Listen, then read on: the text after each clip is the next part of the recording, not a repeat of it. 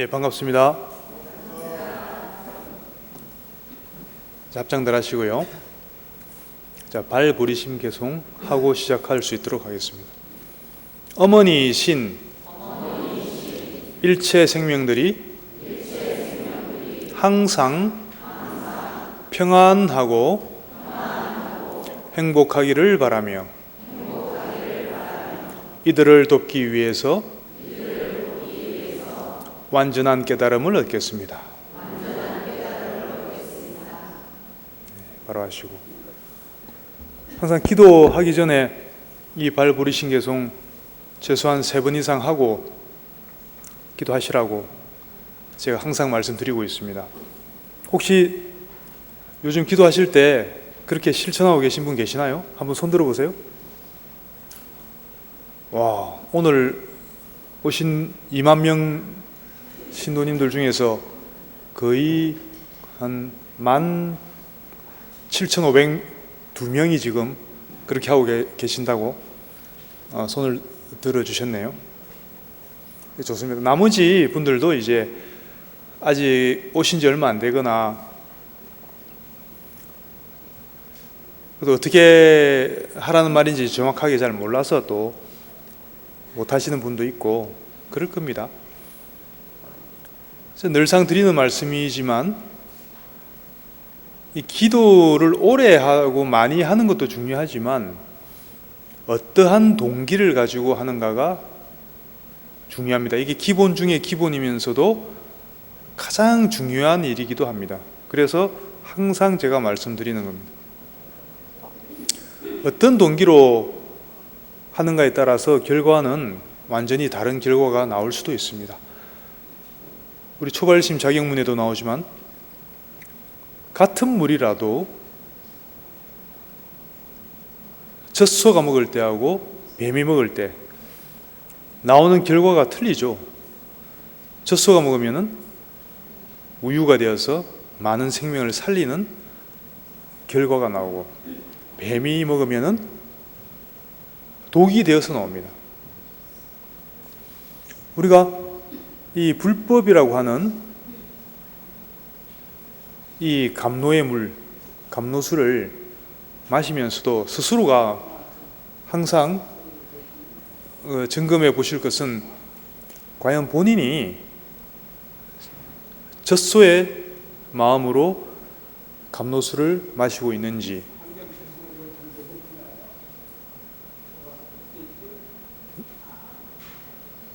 예. 예, 하세요. 예. 자, 아마 저희 오랜만에 오셔가지고 부처님께 향공양을 아마 올리시고 싶은 모양입니다. 원래는 법문 중에는 그렇게 하는 거 아닌데 이제 좀 그 연세도 지긋하시고 하니까 우리가 조금 양해해 드리도록 하겠습니다. 괜찮죠? 네. 예. 그래서 어떠한 마음으로 그 불교 공부를 하고 기도를 하는가에 따라서 그 공덕, 그 이루어지는 공덕 그리고 그 성취하는 결과는 많이 다를 수가 있습니다. 그래서 기왕이면은 우리가 큰 마음, 부처님과 같은 그런 마음을 비록 내가 부족하고 지금 모자란다 하더라도 그런 마음을 가지고 기도를 했을 때 그것이 큰 성취로 이루어질 수 있고 비록 지금 당장 익숙치 않다 하더라도 그게 점점 익숙해지고 그 마음이 점점 증장되는 결과를 가져올 수가 있다는 것이죠. 그래서 천수경 한 줄을 읽고 기도를 단 5분을 하더라도 내가 어떠한 동기를 가지고 하는가가 굉장히 중요하다. 가장 중요하다. 만약에 이런 보리심과 같은 옅법한 마음, 옅법한 동기를 가지지 않고 그냥 기왕에 하루 중에 쓰던 마음을 가지고 그냥 앉아서 기도를 한다면은 그것이 우리 마음의 그 산란한 마음, 탐심과 진심, 그리고 이기심, 이런 마음을 바탕으로 한 기도가 되기가 아주 쉽습니다. 그렇게 되면 그게 같은 기도를 하더라도 자칫하면 독이 되어서 나올 수도 있게 되겠죠. 그래서 그런 것을 막기 위해서는 정확한 동기, 발심, 시작할 때 그 발언, 이것이 너무나도 중요하다는 것입니다. 그것을 이 한 문장에 다 넣어놓은 것이 방금 했던 발버리심 개송입니다. 마음에 즉각 와닿을 수도 있고 잘 와닿지 않을 수도 있지만 자꾸 하시면은 점점 그 와닿는 마음, 그리고 그 공감이 가는 그 마음이 커지게 되고, 그 커지게 되는 만큼 우리가 불자로서, 보살로서 수행해 갈 수 있는 그릇이 커지는 것이라고 보시면 됩니다. 저번 달에 이어서 계속 어떻게 우리가 복을 짓고 이 세속의 삶 속에서 복을 많이 받는 성공하고 행복한 삶을 살아갈 것인가, 그것에 대해서 계속 그 말씀을 드리고 있습니다. 불자들이 공부를 해 나가는 데 있어서 어떤 결심을 하게 되죠.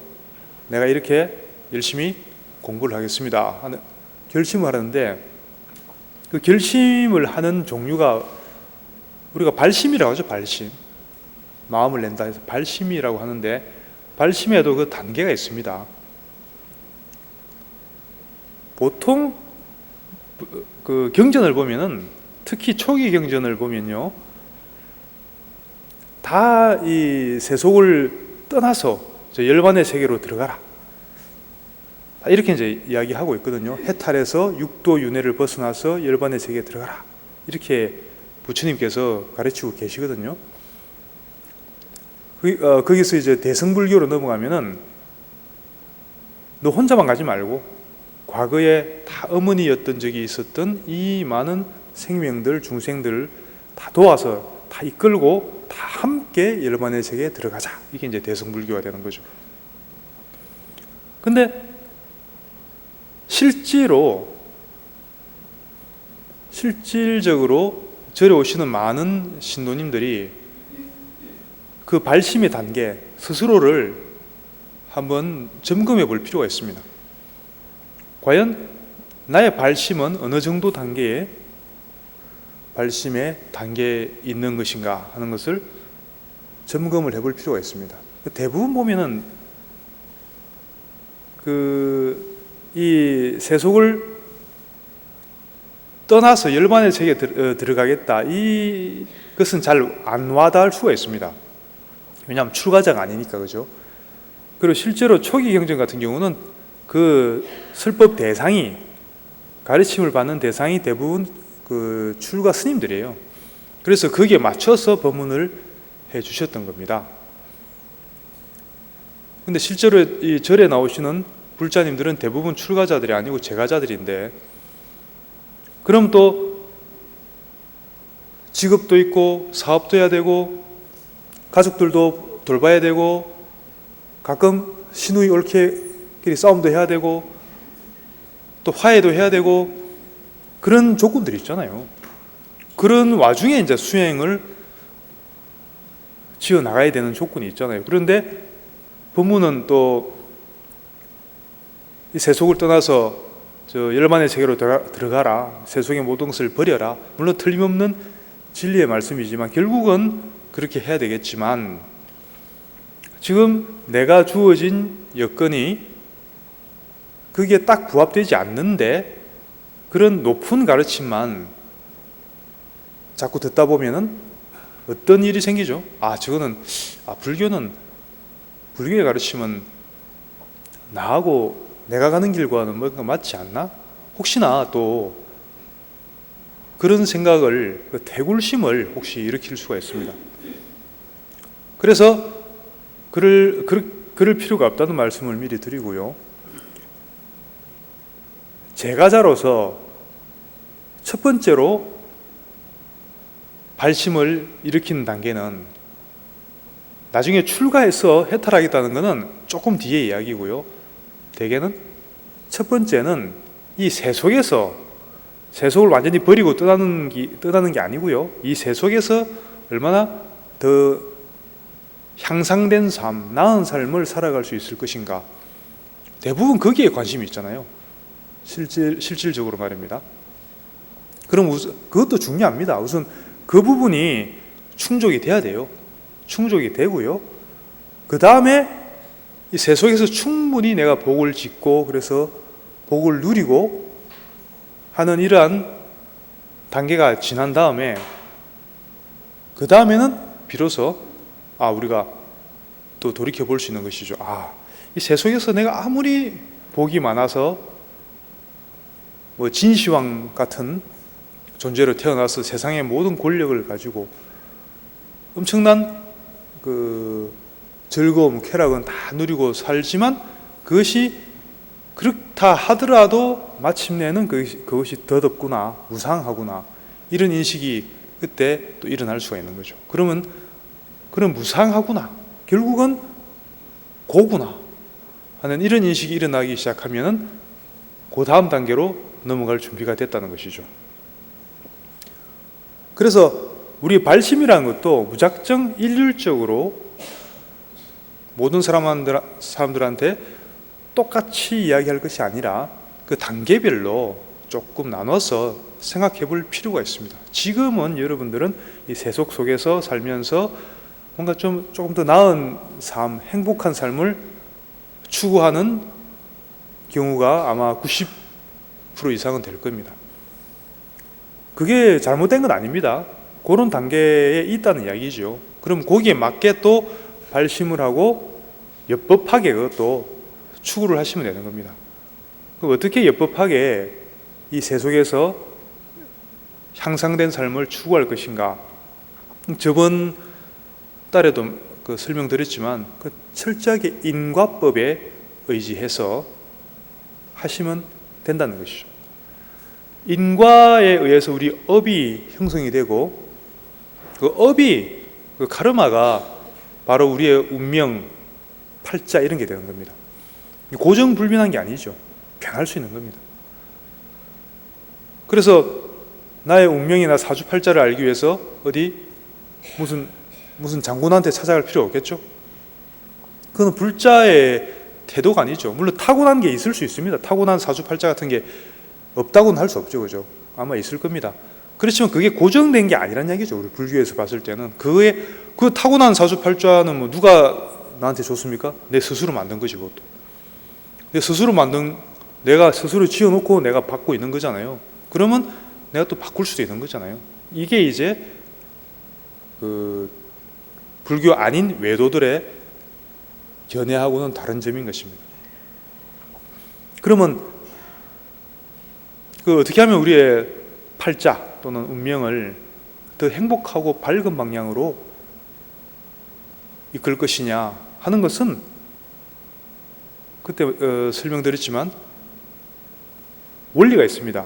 부처님께서 말씀하신 원리에 정확하게 의지해서 해야지 되는 거죠. 그게 뭐냐면은 선인 낙과 악인 곡과, 그 말은 뭐냐면은 선한 인연을 지으면은 즐거운 결과가 오고 즐거운 과보가 오고, 악한 인연을 지으면은 괴로운 과보가 온다는 거죠. 이 딱 한마디에 모든 원리가 다 들어 있습니다. 우리가 이 세속에서 어떻게 행복하게 더 살아갈 것이냐. 예를 들어 갑자기 내가 큰 사고를 당했어요. 큰 사고를 당해서 거의 목숨을 잃을 뻔했어요. 크게 다쳐서 한 3개월 이상 병원에 입원했어. 나는 아무것도 잘못한 게 없는데 그런 경우 있거든요. 가만히 서 있는데 갑자기 트럭이 와서 나를 받아버린다든지. 그러면 이제 불자라면은 거기에서 바로 그런 일이 일어나게 된 인연, 그 인연, 어떤 인연으로 이런 일이 나에게 생겼는가를 생각해 봐야 됩니다. 대개는 그런 경우는 이제 경전에 의하면요, 그렇게 내 몸을 크게 다치게 되는 사고라든지 갑자기 크게 아프게 된다든지 이런 일들은요, 과거 생에 살생업하고 관계가 있습니다. 살생업 아니면 내가 누구를 되게 해쳤다든지 심하게 때렸다든지 그런 그 신체 관련해서 뭔가 위해를 가했던 적이 있기 때문에 사람에게 또는 뭐 다른 대상들에게 했던 적이 있기 때문에 그 과보로 또 그런 일이 생기는 겁니다. 그러면은 그런 그 인연법을 안다면은 어떻게 해야 되겠습니까? 대처를 나 참 재수 없어. 그리고 그 상대방 막 그 욕하고 그렇게 하는 거는 불자의 태도가 아니죠. 물론 이제 뭐 보험 처리하고 뭐 합의하고 할 거는 뭐 그대로 해야 되겠지만 마음속에서 상대방을 원망하고 탓하기보다는 이런 일이 일어나게끔 만든 나의 과거생의 악인, 그것에 대해서 생각을 해보고 그것을 참회를 해야 된다는 얘기예요. 참회를 해서 다시 그런 게 재현되지 않도록 해야지. 참회를 하지 않고 상대방 원망만 해서 탐진해서 진심만 더 정장시키는 방향으로 대개는 그렇게 하잖아요. 우리 중생심이 그렇잖아요. 그러면 그런 일이 계속 반복될 수밖에 없는 겁니다.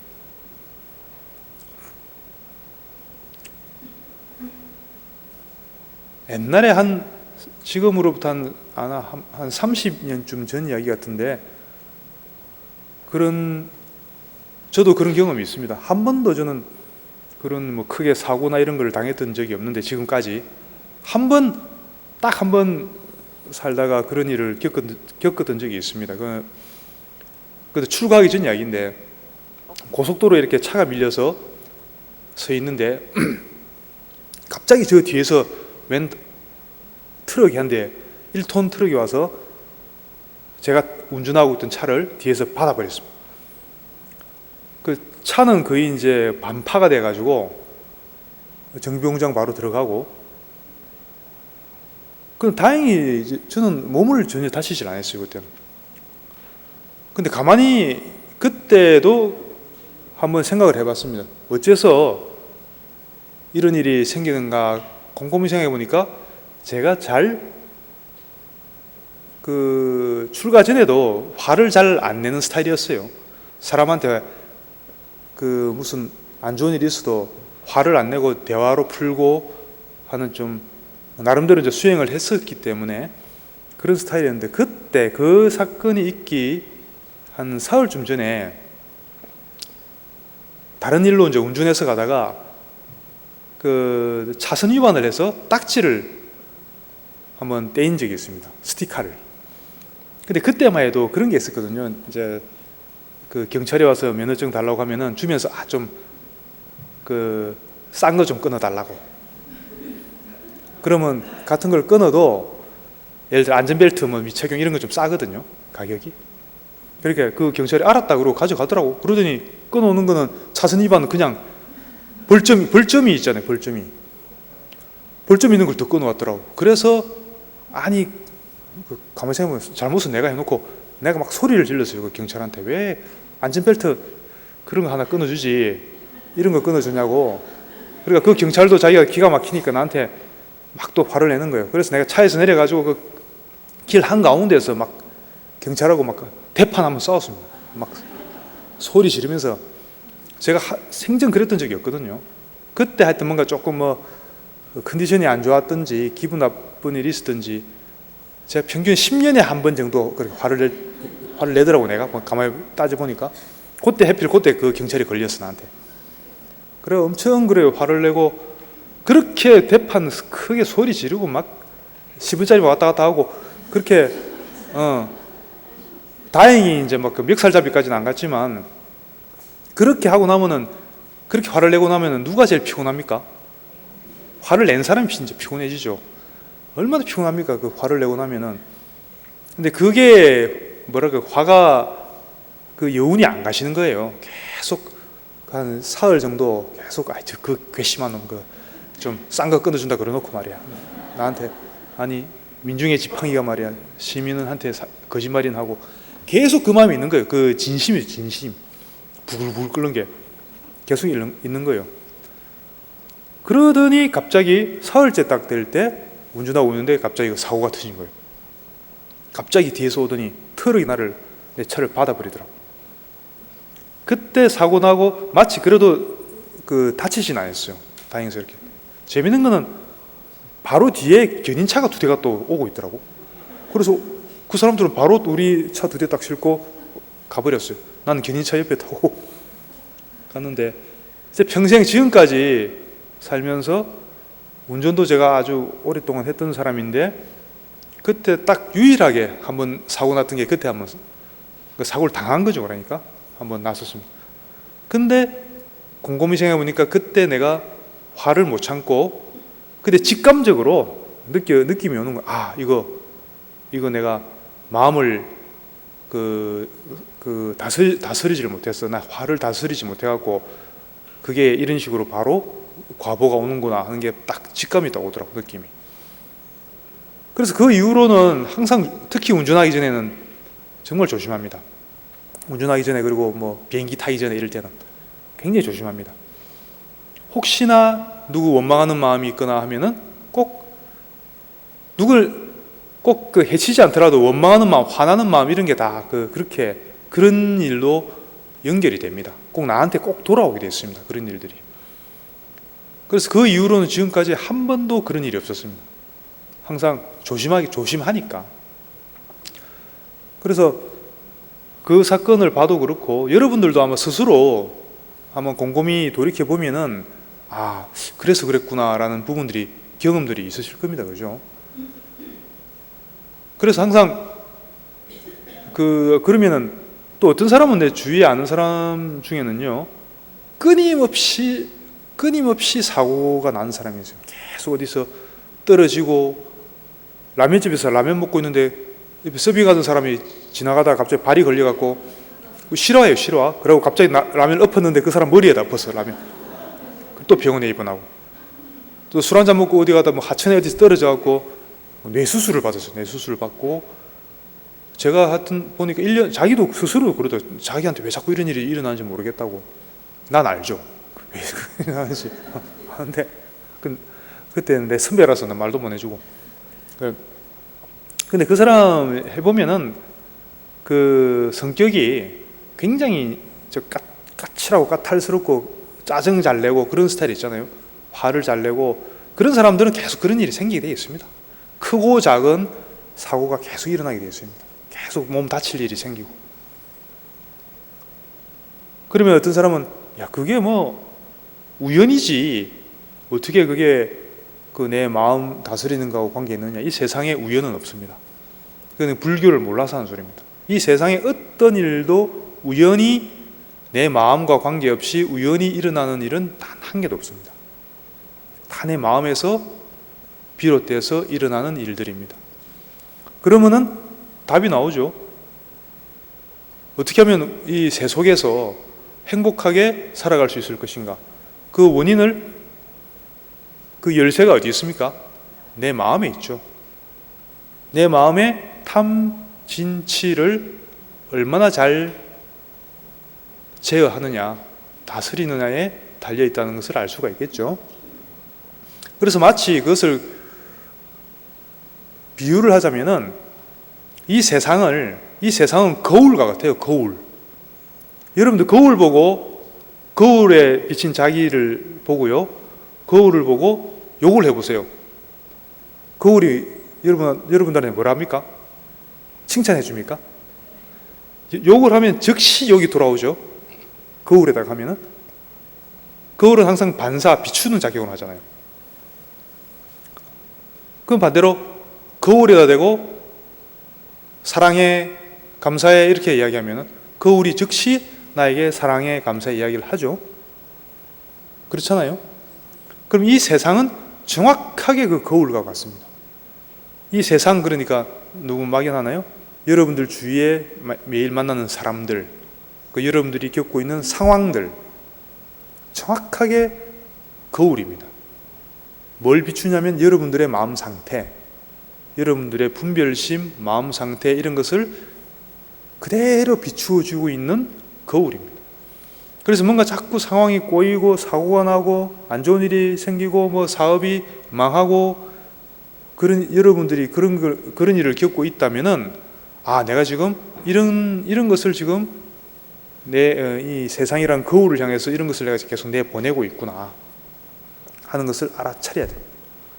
그래서 그 대상의 원인이 있는 것이 아니고 대상은 거울일 뿐이고 진짜 원인은 내 마음에 있다는 것을 자각을 했을 때 그래야 진정으로 뭔가 문제가 풀릴 수 있는 진정으로 해결될 수 있는 그런 그 시작이 되는 겁니다.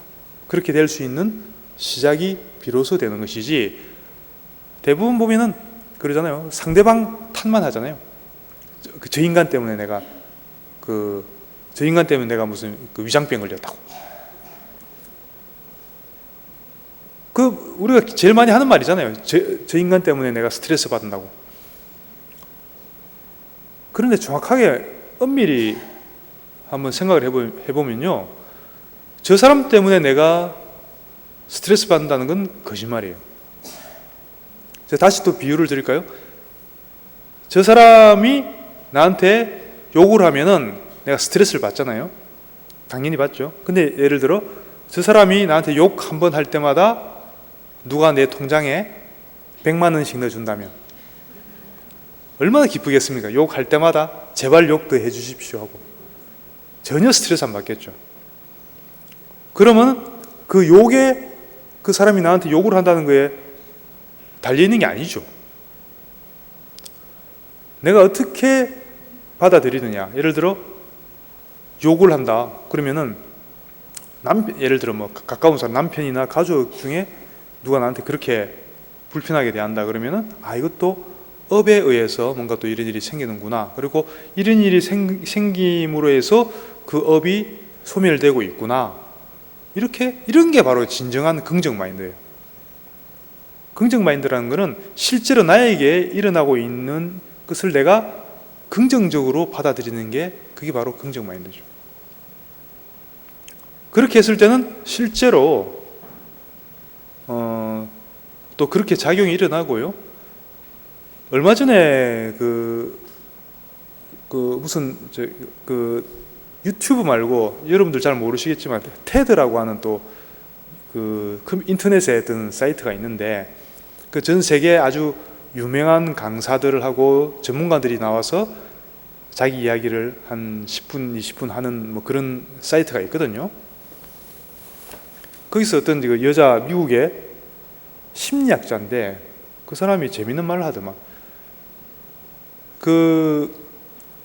여러분들 알다시피 스트레스가 굉장히 건강에 해롭잖아요. 스트레스 때문에 대부분 암이 생기고 스트레스 때문에 대부분 질병이 생겨서 죽잖아요. 사람들 죽기도 하고 고통받잖아요. 근데 이 사람이 연구를 해보니까 여러 가지 과학적인 실험을 통해서 해보니까 엄밀히 말하면은 스트레스 때문에 사람이 죽는 게 아니래요. 뭐 때문에 죽냐면 스트레스가 해롭다는 그 믿음 때문에 죽는데. 굉장한 이야기죠. 실제로 그래서 실험을 해봤더니 똑같은 스트레스를 받는 상황에서도 되게 그러잖아요. 나 스트레스 받아서 못 살겠다 그러잖아요. 스트레스 받아 죽겠다. 그럼 진짜 죽어요. 스트레스 받아. 그런 말 자꾸 하면은. 그런데 생각을 하나 바꿔서 이 스트레스는 참 내 몸에 좋은 거다. 왜냐면 스트레스 받으면은 막 화가 나면 심장이 두근두근거리고 하잖아요. 이 두근거리는 게 심장 운동도 되고 좋지. 이렇게 이제 이런 식으로 받아들이면 실제로 또 그렇게 된대요. 스트레스가 전혀 해를 안 끼치고 오히려 우리 활력을 주는, 에너지를 주는 역할로 바뀌어버린대요. 뭐에 의해서 한 생각 바꾸는 거에 따라서. 스트레스를 받는 상황 또는 스트레스 그 자체를 내가 어떻게 받아들이는가에 따라서 그게 병이 될 수도 있고 약이 될 수도 있다는 얘기죠. 그런데 결국 그것도 우리 마음법이라는 얘기잖아요. 마음이 근본이라는 이야기에 다 포섭되는 이야기잖아요. 그래서 본인이 지금 어떤 상황이든지 간에 그 상황을 어떻게 받아들이는가에 그게 우리가 행불행의 요건이 거기에 다 달려 있다. 그렇게 보시면 되고요. 그리고 조금 더 우리 매일 보는 경전들 중에 천수경에 보면은 또 선업과 악업을 어떻게 우리가 분간할 것인가 하는 기준이 명확하게 나와 있다고 제가 말씀드렸죠. 그게 뭐죠? 시박참회, 살생중재 금일참회 있잖아요. 그 10가지가 그게 십악, 그게 바로 그 악업이 되는 거. 그렇게 하면 악업이 된다는 이야기고, 그것을 안 하는 것을 우리가 십선 이렇게 이야기하는 겁니다. 그것을 안 하면서 또 여러 가지 또 선업을 더 정장시키는 일을 해야 되겠죠. 그래서 그것을 기준으로 삼아서 본인이 내가 지금 선인을 많이 짓고 있는지 악인을 많이 짓고 있는지 그것을 스스로 점검을 자꾸 해보셔야 돼요. 그리고 혹시나 지금 뭔가 되게 어려운 상황에 처해 있는 경우가 있다면은, 그건 어렵다는 거는 자꾸 삶에 장애가 생기고 어려운 일이 생긴다는 거는, 그거는 당연히 우리 인과의 법칙에 의거해서요, 지금 뭔가 어려움을 겪고 있다는 것은 과거 또는 과거생에 내가 뭔가 악인을 심어 놓았기 때문에 그런 일이, 장애가 자꾸 생기는 거거든요. 그럼 어떻게 해야 되겠습니까? 어디 장군집에 가야 되겠습니까? 장군집에 가서 부적 한 방에 탁 소멸시키는 부적 벽에 탁 넣고 그런 거 해갖고 그 업이 없어지겠습니까? 내 마음에 인자가 그대로 남아 있는데 안 되겠죠. 그럼 어떻게 해야 됩니까? 불자라면은 그래서 참회 기도를 해야 되는 겁니다. 참회 기도를 내가 잘못한 게 있든 없든 어쨌든 참회 기도는 계속 하셔야 돼요. 내가 지금 알고 있는 것도 있고 모르는, 과거생에 지었던 악업은 내가 지금 모르잖아요. 기억이 안 나잖아요. 그리고 그거에 대해서 계속 참회 기도를 하셔야 되고, 지금 육도윤회, 인간계에 이렇게 몸으로 있는 것 자체가 뭔가 악업이 있기 때문에 지금 사실은 업이 있기 때문에 태어나서 지금 이렇게 있는 것입니다. 그래서 우리 탐진치에 대한 참회는 아무리 해도 지나친 건 없습니다. 계속 한편으로는 계속 참회를 하면서요, 한편으로는 보리심 같은 마음을, 큰 마음, 부처님과 같은 마음, 옅법한 마음을 계속 이렇게 내어서 성업을 또 정장시켜야죠. 그리고 봉사활동도 하시고 뭔가 주위에 또 도움이 필요한 사람들한테 자꾸 도와주고 베풀고 하면서 선업을 자꾸 정장시키면요, 그런 게 자꾸 모여가지고 선업이 되고, 자꾸 처음에 금방 이렇게 표시가 안 날 수는 있지만 자꾸 모여가지고 이제 우리의 이제 운명이라고 하지만 하나의 흐름입니다. 업의 흐름.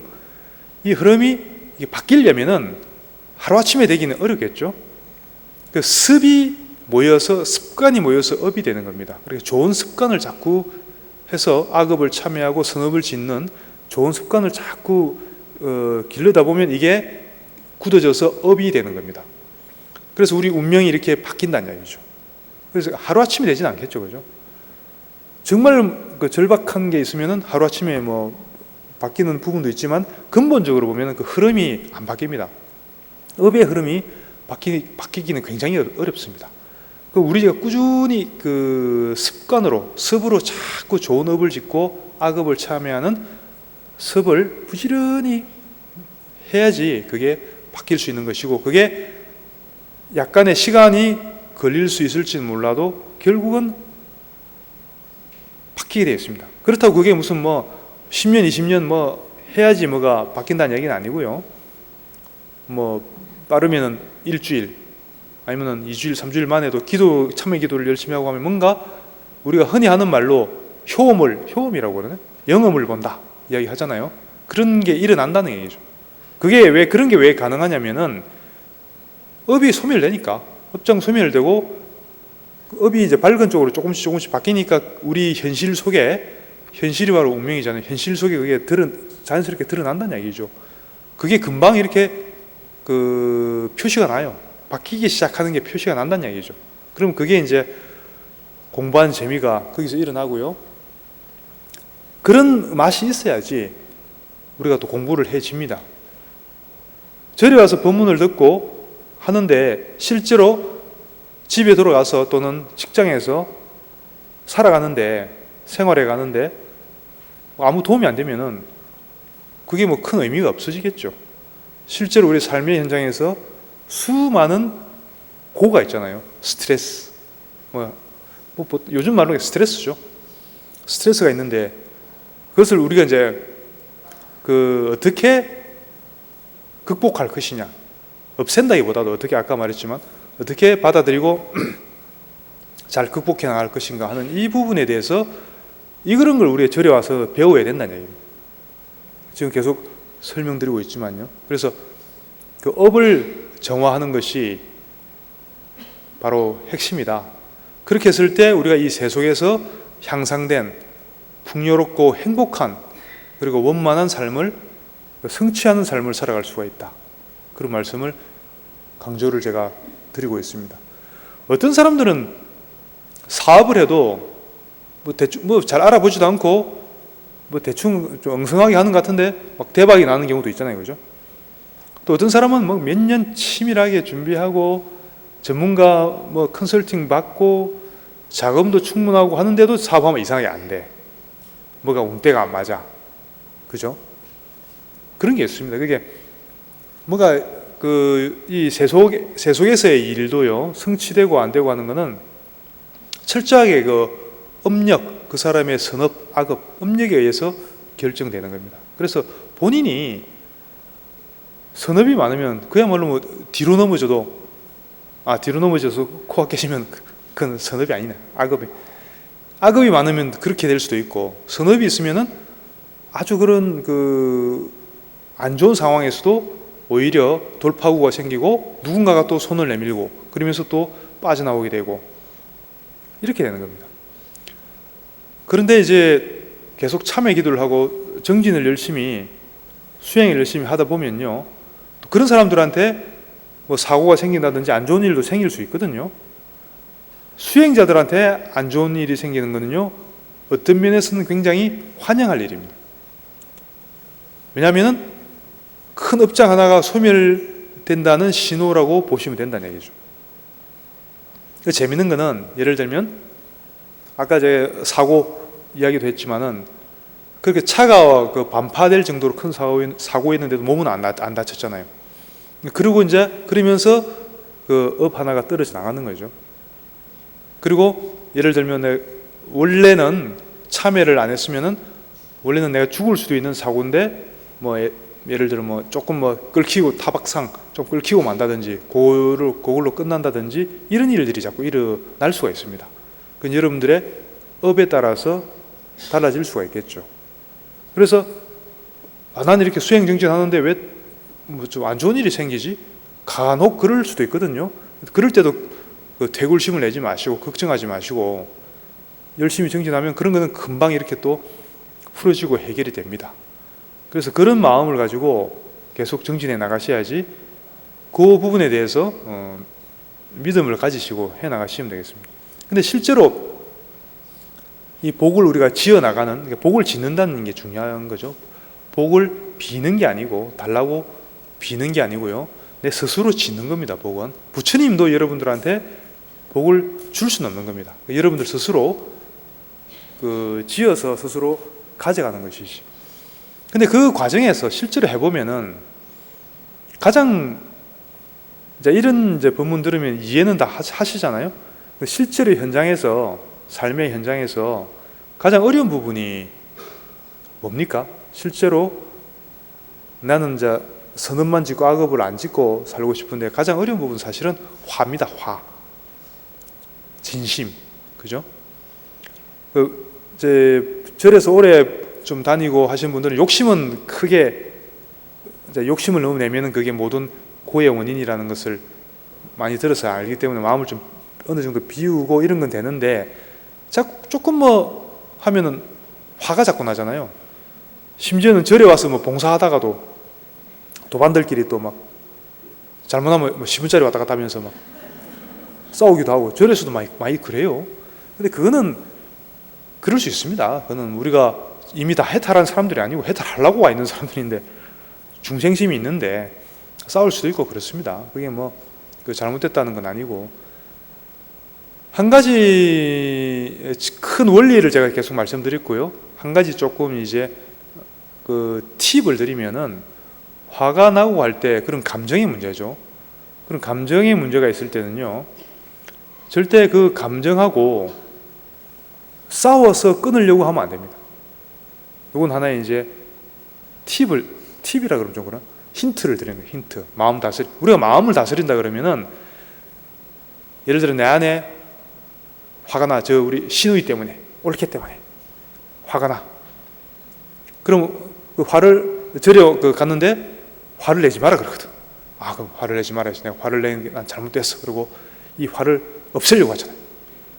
관세음보살, 저 시누이, 관세음보살, 자꾸 하면 이상하게 자꾸 생각이 더 나. 그죠?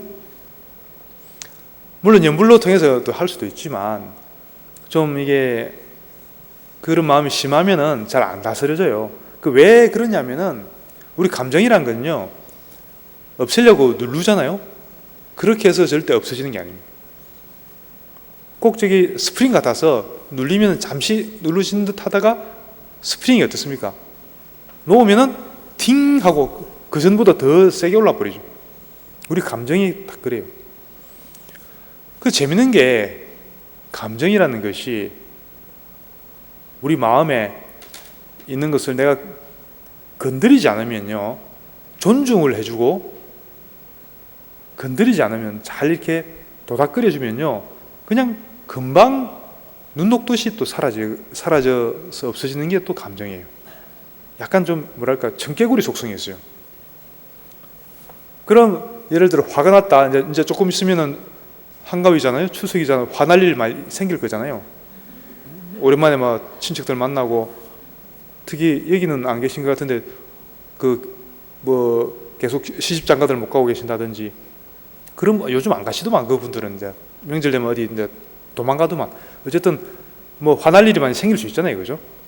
그럴 때도 화가 일어날 때는요, 첫째로 잠시 상대방한테 액션을 하지 말고 잠시 혼자 시간을 가지고요. 화가 확 일어날 때는 그 화라는 감정 자체를 가지고 다루세요. 상대방에 대한 생각을 하지 말고, 화라는 감정 자체를 마치 제3자를 대하듯이, 하나의 내 친구 대하듯이, 내 감정을 내 친구 대하듯이 하세요. 그래가지고 화가 일어나면 화가 났네? 화가 왔네? 그러면서 그럴 수 있어. 이렇게 첫 번째로 인정을 해줘야 돼요. 화 날 수도 있지. 이렇게 화내면 안 되는데, 이렇게 하지 마시고, 화 날 수 있어. 괜찮아. 감정에 대해서 이렇게 말씀하시라고. 상대방한테 화를 내라는 얘기가 아니고요. 화를 인정한다고 해서 상대방한테 화를 내라는 말은 아닙니다. 자기의 감정에, 화라는 감정에 대해서 그렇게 대화를 하시라는 얘기죠. 화 왔어? 안녕? 화 날 수 있어. 괜찮아. 화 날 수 있어. 이렇게 다독거려주라는 얘기죠. 마치 나의 자식처럼 생각하세요. 감정을. 친구나 자식처럼. 자식이 좀 이렇게 좀 말썽 피우기도 하고 하잖아요. 그래? 그렇죠. 그때 우리가 좀 다독거려 주잖아요. 그런 것처럼 자꾸 다독거려 주세요. 괜찮아. 그럴 수 있어. 그래. 사랑해. 이렇게 해도 괜찮고, 자꾸 인정해주고 존중해 주세요. 자기 감정을. 그러면 재밌는 게, 이 감정은요, 존중을 해주면요, 인정해주고 존중을 해주면요, 확 일어났다가 막 좀 때를 쓰는 것 같다가 금방 싹 사라져버려요. 반대로 내가 없애려고 하고 누리려고 하면은 절대로 안 없어집니다. 딱 숨어 있다가 기회만 보고 있다가 금방 또 올라와 버리죠. 근데 이제 자꾸 그게 이제 우리의 사랑으로, 자비로 내 감정을 대하라는 얘기입니다. 나의 감정부터. 그래서 상대방한테 자비를 실천하는 것은 그 다음 이야기입니다. 내 자신의 감정하고 싸우고 있으면서 어떻게 우리가 다른 사람한테 사랑을 실천하고 자비를 베풀 수가 있겠습니까? 그래서 자꾸 이렇게 자기 감정을 다독거려주고 하다 보면은 그 감정이 이제 셀 때는, 강할 때는 막 이렇게 올라올 겁니다. 그럼 잠시 한 30초, 한 1분이면 충분해요. 그렇게 그걸 느끼고 있으세요. 그냥. 그래서 화가 일어나도록 충분히 그 허용을 하라는 얘기죠. 그리고 괜찮아, 마음속으로 괜찮아, 그럴 수 있어, 이렇게 자꾸 인정해 주세요.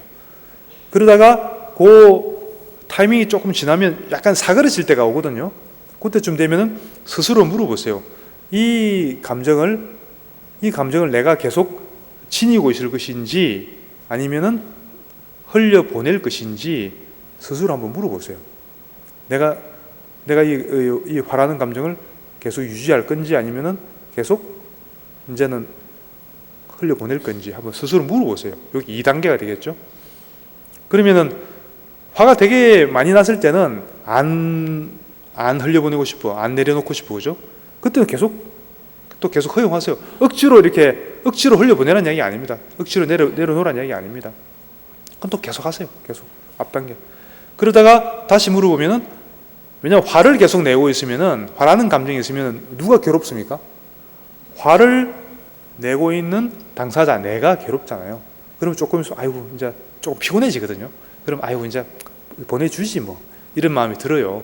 그러면은 자연스럽게 화라는 감정도 지금 내가 잡고 있는 거잖아요. 내가 이렇게 꽉 잡고 있는 거잖아요, 지금. 요거를 살짝 놓아주라는 얘기죠. 질문을 통해서. 그럼 이제 화라는 감정이 이제 내가 놓아주면서 또 대화를 하세요. 그래, 잘 가, 이렇게. 잘 가. 우리가 친구가 집에 놀러 와서 놀다가 갈 때처럼 이렇게, 그래, 그럼 잘 가, 이렇게 조심해서 가, 이렇게 쫓아내는 게 아닙니다. 쫓아내는 게 아니고 이제 잠시 왔다가 놀다가 간다는 기분으로 그렇게 해주세요. 그러면 이제 정리하면은 어떻게 되나요? 처음에 화가 일어날 때 먼저 인정을 해주라는 거죠. 괜찮아, 이렇게. 괜찮아, 그럴 수 있어, 이렇게 자꾸 다독거려주고 자꾸 인정해주라는 거죠, 화를. 그 다음 단계가 스스로 질문하라는 거죠. 이 화라는 감정을 계속 잡고 있을 것인지 아니면 놓아 보내줄 것인지 스스로 물어보라는 것이. 그래서 이제 내가 놓아야겠다 싶으면 그때 놓아주면 돼요. 놓아주면서 잘 가, 이렇게 작별 인사 한번 해주고. 괜찮을 것 같죠? 좀 재밌을 것 같죠? 작년인가 내가 한번 잠깐 설명했던 적이 있습니다. 그래 이제 또 기회가 되면은 한번 또 같이 해보기도 하고 할 텐데요. 우선 오늘 이렇게 또 설명을 해드릴 테니까요. 방금 했던 그 세 단계 다 기억하시겠죠? 한번 집에 가서 연습을 해보세요. 왜냐 꼭 그런 일 막상 닥치면은 생각이 안 나. 이런 생각이 안 나. 1단계 뭐라 그러다 에이 하면서 뭐 단계고 뭐 그냥 그렇게 될 수가 있습니다. 그러면 집에서 가장 최근에 화가 났던 일 많이 있잖아요, 그죠? 주로 이제 가족 때문에 그렇죠, 그죠? 보살님들은 그렇죠. 가장 최근에 많이 화가 났던 일을 한 가지 떠올리면서 그 상황을 기억하면서 떠올리면서 한번 연습을 해보세요. 자꾸 그런 식으로 자꾸 연습을 해보세요. 그러면은 그럼 그게 하나 이제 그렇게 감정이 잘 흘러가면요, 또 다른 것도 해서 또 한번 해보고. 뭔가 내 마음에 누구나 그 감정의 엉어리 같은 것이 좀 남아 있는 게 있잖아요. 뭔가 좀 해결 안 되는 엉어리 같은 거, 그런 게 다 누구나 있잖아요. 그런 걸 하나씩 집에 있을 때, 조용히 있을 때요, 그 지분에서 그 감정, 그 상황을 좀 기억하고 잠시 느껴보고 또 이렇게 그 상태에서 인정해주고 그 물어보고 또 흘려보내고 하는 요 세 단계로 해서요, 자꾸 한번 해보세요. 그게 이제 해보면은 이게 우리 감정이 이렇게 하니까 내가 전혀 힘 안 들이고 쉽게 이렇게 감정이 흘려보내질 수도 있구나. 그래서 내가 이렇게 금방 너무나 평안해질 수가 있구나. 요게 느껴져요. 그럼 요게 되면은 또 자꾸 하게 되고, 그런 게 이제 내공이 조금 어느 정도 쌓이면요, 실제 그 상황에 부닥쳤을 때도 그게 계속 이어질 수가 있는 겁니다. 연습을 하면 할수록 더 잘 할 수 있게 되고 더 빨리 할 수 있게 되는 겁니다. 아시겠죠? 그래서 잘 기억하시고, 특히 이번 추석 때 너무 스트레스 받지 마시고요. 그래서 잘 이용해서 더도 아니고 덜도 아니고 한가위만 같으라 하는 말처럼 행복한 한가위들 잘 지내시고 또 다음 달에 뵙도록 하겠습니다. 자, 합장들 하시고요. 자, 보리심 개송 한번 하고 또 오늘 본문 회양하겠습니다. 어머니이신 일체 생명들이 항상 평안하고 행복하기를 바라며 이들을 돕기 위해서 완전한 깨달음을 얻겠습니다. 네, 승불하십시오.